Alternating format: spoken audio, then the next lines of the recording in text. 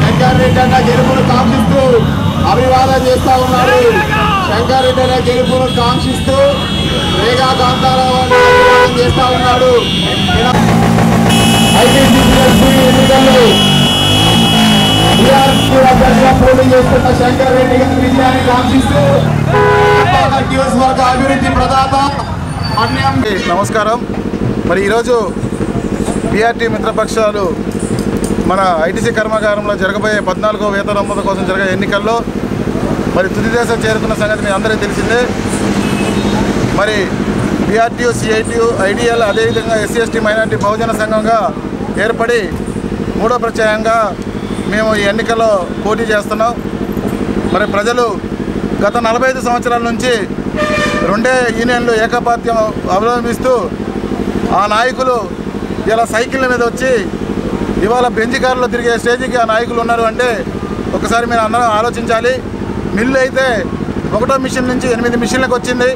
60,000 టన్నుల నుంచి 10 లక్షల మరి టన్నుల ప్రొడక్షన్ వరకు సాధించింది. కానీ కార్మికుల జీవితాలు మాత్రం 45 ఏళ్ల క్రితం ఎలా ఉన్నాయో మళ్ళీ ఈరోజు కూడా అదే స్థితిలో ఉన్నాయి. దీనికి ముఖ్య కారణం ఆ రోజు నుంచి ఈ రోజు వరకు 13 ఎల్టీఏలలో మరి 7 ఎల్టీఏలు టీఎన్టీసీ, 6 ఎల్టీఏలు ఐఎన్టీసీ పరిపాలించడం, ఆ నాయకులు చీకటి ఒప్పందాలు చేసి యాజమాన్యంతో కుమ్ముక్కై కాంట్రాక్టులు తీసుకొని ఫ్యాక్టరీలు కట్టుకొని అవుట్సోర్స్ విధానం తీసుకొచ్చి వాళ్ళే పక్కనే లక్ష్మీపురంలో దాదాపుగా 4-5 వేల మంది కార్మికులు పనిచేసే విధంగా గోడౌన్లు కట్టుకొని కార్మికులు నట్టేయడం ఉంచి దాదాపుగా 10-20 ఏళ్ల క్రితమే ₹1,00,000 జీతం ఉండాల్సిన ఇలా ఐటీసీ కార్మికుల జీతాలు ఇవాళ 60,000, 65,000 రూపాయలు ఆగిపోవడం అంటే ఈ ముగ్గురు నాయకులు చేసిన తప్పిదంతో మరొకట్లేదు. ఈ నాయకులు మధ్యలో మూడో ప్రత్యేకంగా ఎవరు వచ్చినా కూడా క్రాస్ ఓటింగ్ చేసి ఆయన్ని ఓడించి ఒక్కసారి ఓడించడం జరిగింది. కానీ కార్మిక గుండెల నుంచి, కార్మిక బాధల నుంచి, కార్మిక కష్ట సుఖాల నుంచి క్యాజువల్గా పనిచేసి బదిలీగా పనిచేసి పర్మనెంట్ అయ్యి కార్మిక బాధలు తీసిన ఏకైక నాయకుడు సానికమ్మూరి శంకర్ అన్న. ఈయన ఇవాళ ఈ ముగ్గురికి ప్రత్యామ్నాయంగా ఇవాళ ఆయన 5 ఏళ్ల క్రితం యూనియన్ పెట్టి మొదటిసారి పోటీ చేసినప్పుడే 190 ఓట్లు సాధించి ఒక్కడిగా నిలబడి 110 సాధించి ఈ మిల్లులో శభాష్ అనిపించుకున్నారు.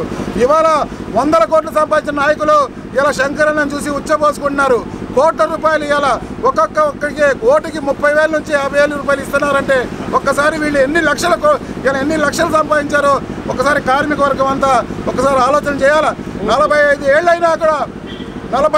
ఏళ్ళైనా కూడా కనీసం కార్మిక కుటుంబానికి వైద్యం లేదు, తల్లిదండ్రులకు వైద్యం లేదు, పిల్లలకు వైద్యం లేదు, సరైన విద్య లేదు. కనీసం ఇవాళ మనం డిపార్ట్మెంట్ చేంజ్ చేసుకోవాలంటే కూడా యూనియన్లు మారే దుస్థితి తీసుకొచ్చిన ఈ కార్మిక నాయకులు, ఈ కాంట్రాక్ట్ నాయకులు బుద్ధి చెప్పాలంటే కార్మిక సోదరులన్నతో రేపు 31వ తారీఖు జరగబోయే ఎలక్షన్లో తప్పకుండా బీఆర్టీ మిత్రపక్షాలకి సామికన్న శంకరన్న నాయకత్వాన్ని బలపరిచి మీరు కనుక ఈ ఒక్క అవకాశం ఇస్తే తప్పకుండా మేము ఏదైతే చెప్పామో గత 3 నెలల బట్టి మరి మేనిఫెస్టోలో కానివ్వండి, గేట్ మీటింగ్లో కానివ్వండి, కరపత్రాల్లో కానివ్వండి, మేము ఏదైతే చెప్పామో అది చేసి చూపిస్తాము. ఎందుకంటే అది సహజమే. ఎందుకంటే కాంట్రాక్టులతో ఒప్పందాలు పెట్టుకొని ఈ దేశ చరిత్రలో కాంట్రాక్ట్ నాయకులు ఇక్కడ కార్మికులకు లీడర్ ఉండడం అనేది ఎక్కడ లేదు. అది ఒక ఐటీసీలోనే జరుగుతుంది.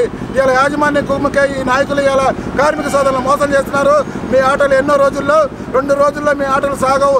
మిమ్మల్ని అందరినీ ఐటీతో సంబంధం ఉన్న కాంట్రాక్టులు మొత్తం రద్దు చేసి మేము అగ్రిమెంట్ మీద సంతకం పెడతాం.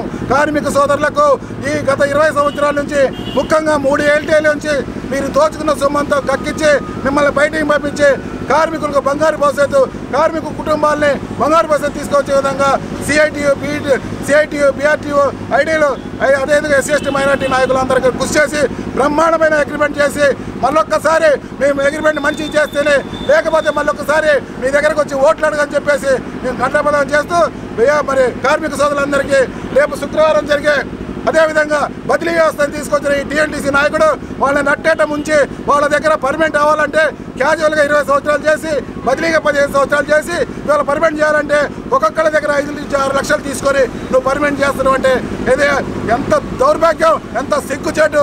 మేము ఒకటే చెప్తున్నాం, బదిలీ 14 అంశాలలో 3 అంశాలుగా ఇప్పటికి ఉన్న 82 బదిలీల్ని మేము గెలిచిన గెలిచిన నెల రోజుల్లో 82 బదిలీల్ని పర్మనెంట్ చేస్తాం, రెగ్యులేషన్ చేస్తామని చెప్పేసి మొన్న ఆఫీస్లో చెప్పాం, గేట్ మీటింగ్లో చెప్పాం, ఈరోజు జనరల్ బాడీలో కూడా చెప్తాం.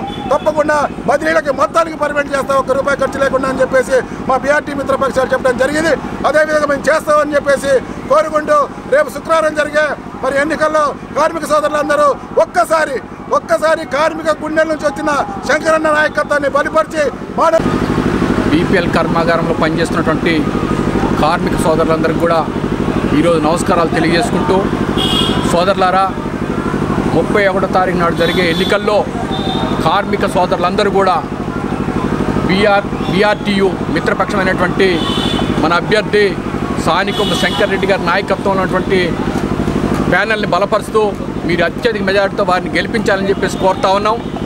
అదేవిధంగా బీఆర్టీయు మిత్రపక్షం ఏదైతే మేనిఫెస్టో రిలీజ్ చేశారో మేనిఫెస్టోను 100కి 100% అమలు చేసే విధంగా ఈ ఎన్నికైనటువంటి యూనియన్ని కార్మికులు ఏదైతే కోరుకుంటారో కార్మికుల యొక్క సంక్షేమ అభివృద్ధి ఆ దిశగా ఈ యూనియన్ పయనిస్తుందని చెప్పేసి తెలియజేసుకుంటూ, అదేవిధంగా గతం 40 సంవత్సరాల నుంచి ఏకకాలంగా పనిచేస్తున్నటువంటి సంఘాలు ఏవైతే ఉన్నాయో కార్మికుల యొక్క శ్రమని దోపిడీ చేసి యాజమాన్యానికి అప్పచెప్పినటువంటి సంఘాలని మరొకసారి మీరందరూ కూడా ఏకతాటి మీద ఉండి ఓడించాలని చెప్పేసి మిమ్మల్ని కోరుతా ఉన్నాం.